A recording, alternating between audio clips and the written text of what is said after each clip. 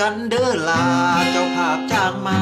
ให้พากันมวนอย่าออกลีลาเต้นท่ากวนกวนยกไหลทวนทวนส่วนบ่ถึกตาขาโจต่างถิ่นเต้นกันฟินฟินอย่าติชินนินทารู้ตนเจ้าภาพนั่นนาบ่ทันคืนว่าสูงมาขากันก่อนห่วงแต่หน้าหานผู้เฒ่ารำคาญงานยังกะยาตีกันฟันแทงแข้งขา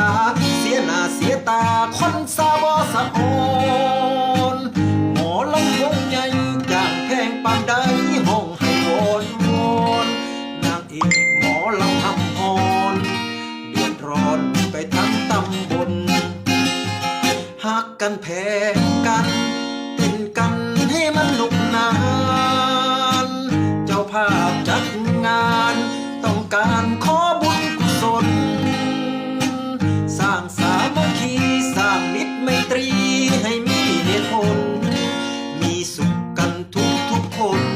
อย่าอับจนความสามัคคียิ้มให้กันเด้อลาจับมือกันสาให้พากันยาวอยากอายผู้แสบผู้สาวสิได้ผู้บ่าวนักเลงขาตีเต้นกันมวนอย่าเฝ้าก่อกวนควรคิดให้ดีมีเรื่องมีราวคราวนี้พ่อแม่นั่นตี